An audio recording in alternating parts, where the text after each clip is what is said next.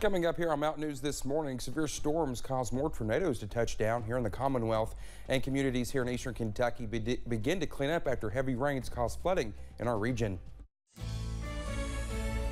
Dedicated to eastern and southern Kentucky, this is WYMT Mountain News this morning.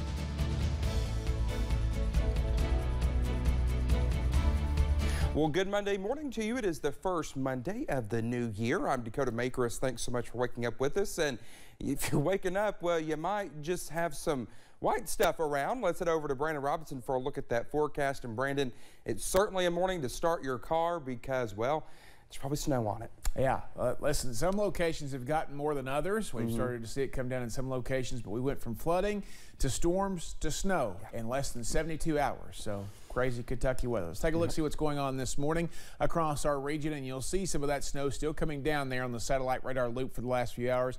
And some locations have already picked up a couple of inches and maybe a little bit more still on the way there as we head across the region. You see those bright blue bands. That is heavy snow coming down, especially in the border counties where those winter storm warnings are in effect this morning. I'll show you those here in just a second. But the back of the snow shield already clearing some areas back down toward Laurel and Pulaski, Rockcastle, McCree counties, but they've already got their snow on the ground. Winter weather advisory continues for most areas. That's the counties in purple until 8 o'clock this morning. That winter storm warning continues until 10 or 11 for parts of southeast Kentucky, southwest Virginia, and East Tennessee was just added about 2 hours ago there, Claiborne and Campbell counties.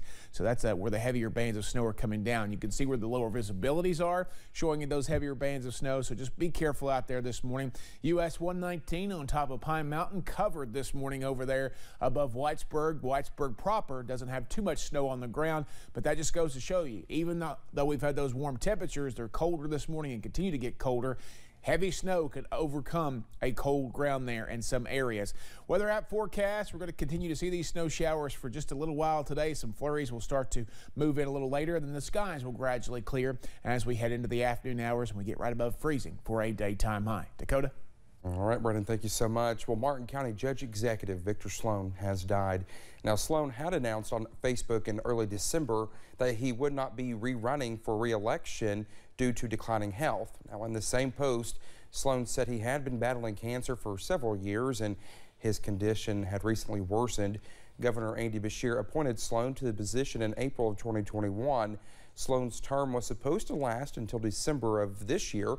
Now, Victor Sloan was 57 years old. Congressman Hal Rogers and his wife Cynthia said they extend their heartfelt sympathies to the Sloan family and to the people of Martin County.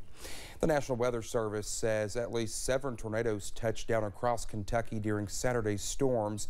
That includes an EF1 tornado in Union City, just outside of Richmond. National Weather Service crews were on site at some of the areas with the heaviest damage to determine if it was heavy straight line winds or touchdown of a tornado. And a lot of that's driven by the direction of the damage. Is everything knocked down in one direction, or do we have stuff knocked down across the path? Wind speeds were estimated to reach 90 miles per hour. Heavy damage was reported in the area, with entire trees being toppled over and even a carport being found in a tree. The National Weather Service crew says that after the finish surveying the damage in Madison County, they will be moving on to Estill. Well, the severe storms on Saturday hit hard all across the Commonwealth.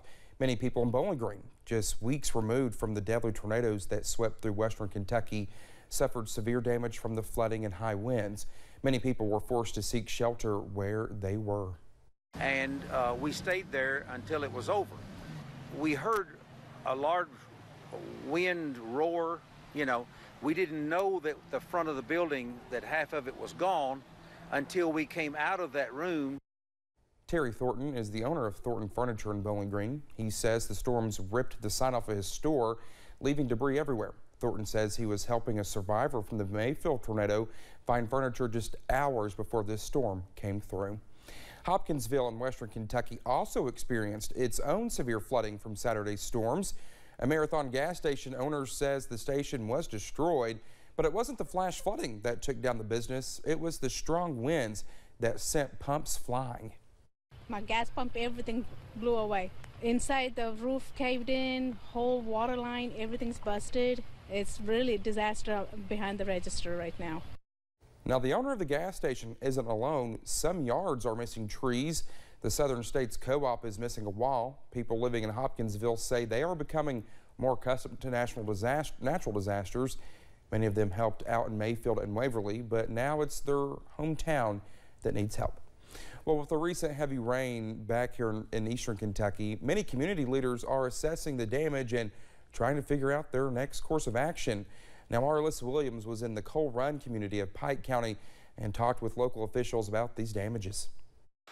Those in Coal Run say water was rolling through the streets. Roads were covered with water. Every holler in the city of Coal Run basically looked like a river. The Coal Run community in Pike County experienced severe flooding following the heavy rain Saturday morning, causing structural damage throughout the city. The city of Coal Run is devastated. There are people without bridges to their homes.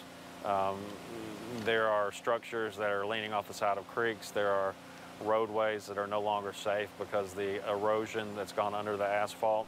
Community members say they had never experienced anything like it before. Well, I went and got my wife out of the bed. I said, get out of that bed. We may have to go upstairs. I said, I've never seen anything like this. Coal Run Mayor Andrew H. Scott says with the amount of damage throughout the city, Coal Run will need extra assistance in getting back to where they need to be. We've got residents out helping.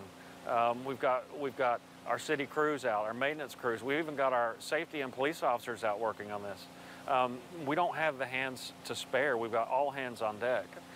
And we need all hands on deck at the state and federal levels with assistance. Hoping to get the help they need to repair the wreckage left behind. In Pike County, Alyssa Williams, WYMT Mountain News. Coal Run Mayor Andrew H. Scott says although there are several damaged properties that need tending to, he feels grateful that there were no reported injuries or deaths. Well, community members in the Belfry community in Pike County also woke up to major flooding Saturday. First responders took to the scene with roads and neighborhoods flooded out. Fire Chief Nee Jackson says there were no deaths. His crews have been speaking with emergency services on the next steps to take. He says right now that it looks like it may be breaking up some coming through western Kentucky, so that's what we can hope, that we'll get a little dry weather to start cleaning up. Jackson says since the flooding began, they completed 45 rescues. A hiker had to be rescued this past weekend in the Clifty Wilderness area of the Red River Gorge. Now, the Wolfe County Search and Rescue Team were dispatched after they received a 911 call from the stranded hiker. Now, the team hiked 1.5 miles to the location. The hiker's original trail had been blocked by the flooded Glady Creek. The team was successful in rescuing the hiker, and he was thankful and says he learned a great deal from his experience. Well, thank you so much for getting your Monday morning started with us here on Mountain News this morning. Coming up, people in Minnesota feel some dangerous sub-zero temperatures during the New Year weekend.